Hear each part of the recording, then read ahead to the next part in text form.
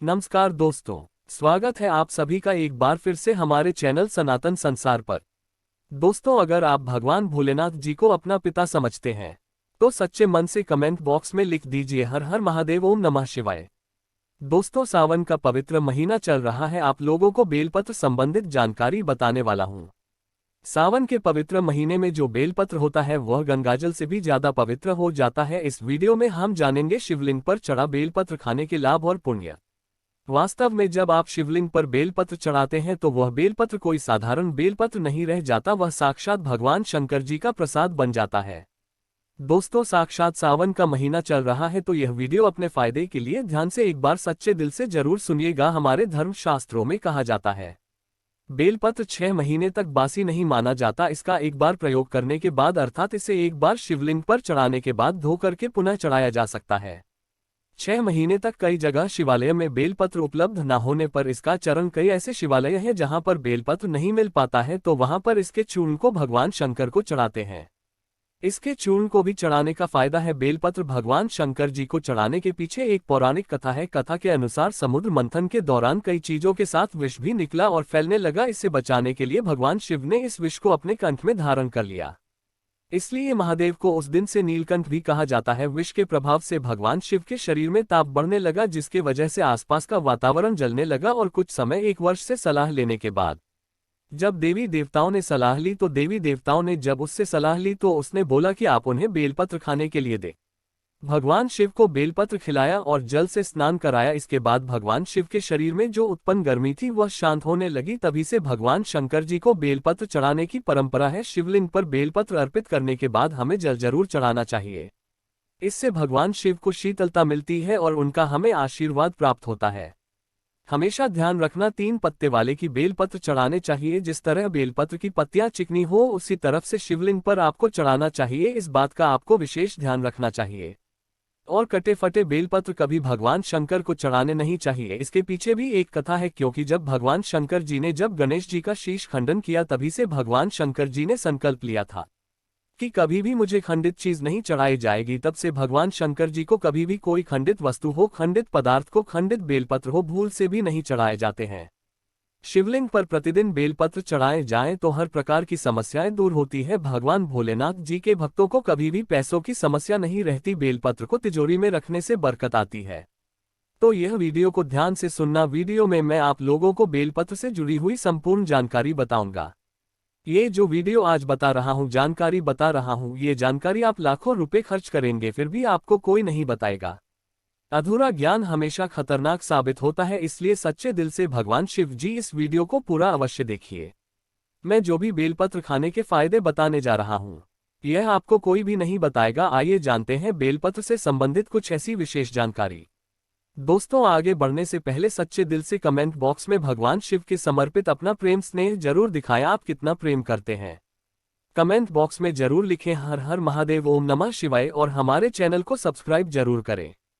तो दोस्तों, जो बेलपत्र हैं कुछ समय में नहीं तोड़ना चाहिए। कुछ ऐसी विशेष तिथि जिसमें बेलपत्र नहीं तोड़ना चाहिए तो हमारे धर्मशास्त्र कहते हैं बेलपत्र को हमेशा चतुर्थी, अष्टमी, नवमी, 10वीं, चतुर्थी, अमावस्या और पूर्णिमा और जो संक्रांति है इस स्थिति में बेलपत्र को कभी भी नहीं तोड़ना चाहिए। और यह भी कहा जाता है सोमवार के दिन बेलपत्र को कभी भी नहीं तोड़ना चाहिए। ऐसे में जब सावन का पहला सोमवार पड़े तो ये बात जरूर गांठ बांध लेकर सोमवार आने से पहले बेलपत्र घर में जरूर लाकर रखें।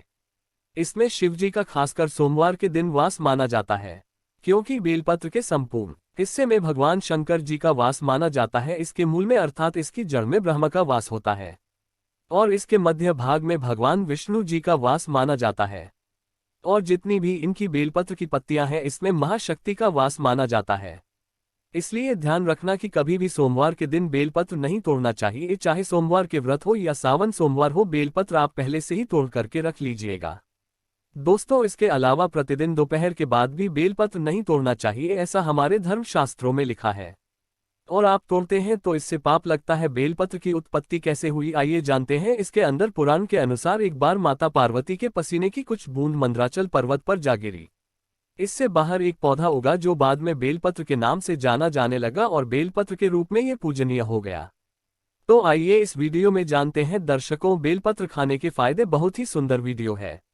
बहुत ही ज्यादा उपयोगी जानकारी है। देखिए, आप जब बेलपत्र को भगवान शंकर जी की शिवलिंग पर चढ़ाते हैं तो वह बेलपत्र एक बेलपत्र नहीं रह जाता, बल्कि भगवान शंकर जी का प्रसाद बन जाता है, जो कि असाध्य बीमारी को दूर करने में, आपकी पीड़ा को हरने में, जीवन में चल रही समस्याओं को दूर करने में रामबाण औषधि और भगवान का प्रसाद बन जाता है। वह आपके लिए अमृत जैसा बन जाता है। तो शिवलिंग पर नित्य आप बेलपत्र चढ़ाते हैं, तो शिवलिंग पर चढ़ा हुआ बेलपत्र खाने से क्या फायदा मिलता है, आइए जानते हैं। तो शिवलिंग पर चढ़ा हुआ बेलपत्र खाने से शरीर के सभी प्रकार के रोग दूर हो जाते हैं। शरीर के जितने भी लोग होते हैं, यह अगर आप बेलपत्र खाते हैं तो आप लोगों से बचे रहते हैं।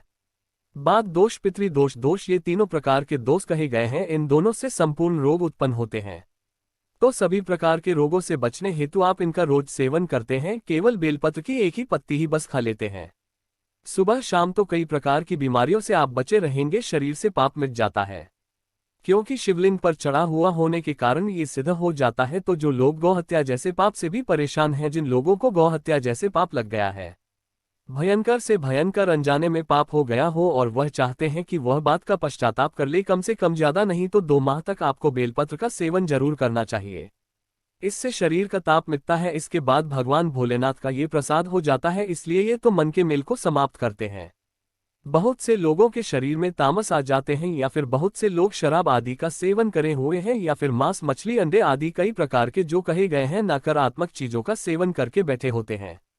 तामसिक भोजन का सेवन करके बैठे होते हैं। शरीर शुद्ध होता है तो आप अपने अशुद्ध शरीर को पुनः स्वस्थ बनाने के लिए, पुनः शुद्ध करने के लिए भोलेनाथ का प्रसाद होता है। आप ये खाना शुरू कर दीजिए, बेलपत्र खाएं।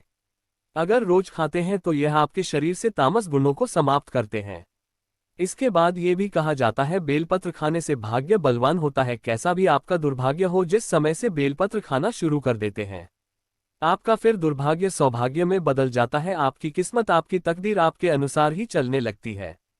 इसके बाद आयुर्वेद में कहा जाता है कि बेलपत्र खाने से रक्त साफ होता है। अगर रक्त संबंधित कोई बीमारी है, 5 बेलपत्र के 5 बेलपत्र आप एक साथ में शुरू में नहीं खा पाते हैं, तो धीरे धीरे आप इनका जो है सेवन बढ़ा सकते हैं दोस्तों। और प्रथम दिन 1 बेलपत्र खाए, दूसरे दिन 2 बेलपत्र खाए, तीसरे दिन 3 बेलपत्र खाए। इस प्रकार से आपको बेलपत्र की जो संख्या है उसे आपको बढ़ाना है। एक दिन में 5 बेलपत्र अगर आप नहीं खा पाते हैं तो नहीं खाना है, धीरे धीरे आपको बढ़ाना है। तो इससे रक्त साफ होता है, रक्त में शुद्धि आती है, और बिल्कुल ही आपके शरीर को शुद्ध करने का काम करता है। आपके संपूर्ण शरीर में रोग हो, दोष हो, पितृदोष हो, किसी भी प्रकार का दोष हो, रक्त में संबंधित जो भी समस्याएं हो, बिल्कुल ही सभी प्रकार की समस्याओं को दूर कर देता है। इसके बाद बेलपत्र नित्य खाने से केवल 1 ही महीने तक बेलपत्र भगवान शंकर जी की शिवलिंग पर चढ़ा हुआ खाते हैं तो इससे इच्छा की पूर्ति होती है। कोई भी आपकी इच्छा हो, वह इच्छा पूर्ण हो जाती है। मानो ऐसा लगता है मन हमेशा शांत रहता है। जैसा भगवान शंकर जी का आप आशीर्वाद चाहते हैं कि मन आपका भक्ति में लगे, मन हमेशा शांत रहे, तो उस शिवलिंग पर चढ़ा बेलपत्र खाने से मन भक्ति में लगता है। मन हमेशा शांत रहता है। मन में जो चिड़चिड़ापन है, छोटी छोटी बातों पर गुस्सा आ जाता है, चिड़चिड़ापन रहता है, तो वह दूर हो जाता है। इसके बाद इसका सेवन करने से सांसारिक समाप्त होने लगता है। आपका जो सांसारिक भोग है, किसी भी प्रकार का जो सांसारिक भोग है, वह भी समाप्त हो जाता है। मन में भोग की कामना नहीं रहती। दोस्तों, जो बात नहीं बताई जाती वह बात भी मैं आप लोगों को भी बता रहा हूं। इस वीडियो में ऐसा भी माना जाता है कि शिवलिंग पर चढ़ा बेलपत्र खाने से व्यक्ति को 6 महीने तक लगातार शिवलिंग पर चढ़ा हुआ बेलपत्र खाए, तो 6 महीने तक शिवलिंग पर चढ़ा बेलपत्र खाते हैं तो व्यक्ति को भूत भविष्य वर्तमान देखने की सिद्धि प्राप्त हो जाती है। देखने की सिद्धि आ जाती है, आप माने या ना माने, लेकिन शिवलिंग पर चढ़ा बेलपत्र हमारे एक मित्र ने, हमारे एक संत महात्मा से हमने बातचीत की, यह हमारी मित्र ने भी खाए थे। बिल्कुल ही भूत भविष्य वर्तमान देखने की सिद्धियां आ जाती है। लेकिन आप अपनाकर देख सकते हैं, लेकिन इसका प्रयोग किसी का अहित करने के लिए नहीं करना होता है, दूसरे का हित आप देख सकते हैं। मैं किसकी कभी बताऊंगा दोस्त। और इसके बाद बड़ी से बड़ी आप साधना कर सकते हैं। शिवलिंग पर चढ़ा बेलपत्र खाते हैं तो बड़ी से बड़ी साधना आपके लिए छोटी हो जाती है। बिल्कुल ही साधना करते हैं, उसमें दोष आते हैं, वह दोष नहीं लगते हैं, मंत्र जल्दी से सिद्धि होता है। शिवलिंग पर चढ़ा बेलपत्र नृत्य खाते हैं तो जो भी मंत्र भगवान शंकर ने इस कलयुग में केंद्रित करके रखा है, वह मंत्र भी सिद्ध हो जाते हैं। यदि आपका बच्चा बात नहीं मानता, पढ़ाई में मन नहीं लगता, माता पिता को मारता है, झगड़ा करता है, जिद करता है, रात में रोता है, चिल्लाता है, नजर बार बार लग जाती है, उसका मन शांत नहीं रहता। वह लगातार 4 सोमवार तक शिवलिंग पर चढ़ा बेलपत्र उसके मस्तक पर रखे। बच्चे का विकास बहुत अच्छा होता है और भगवान शिव की कृपा से ऐसे बालक माता पिता की किसी भी बात का उल्लंघन नहीं करते हैं। ऐसा बालक भगवान शिव की तरह ही भोला हो जाता है, शांत हो जाता है। लेकिन शिवलिंग से बेलपत्र उठाने से पहले भगवान शिव से आशीर्वाद अवश्य ले ले और अपने बच्चे का नाम भी अवश्य ले। दोस्तों, 21 दिनों तक कोई भी व्यक्ति अगर बेलपत्र खाए तो व्यक्ति का दुर्भाग्य दूर होकर के सौभाग्य में बदल जाता है।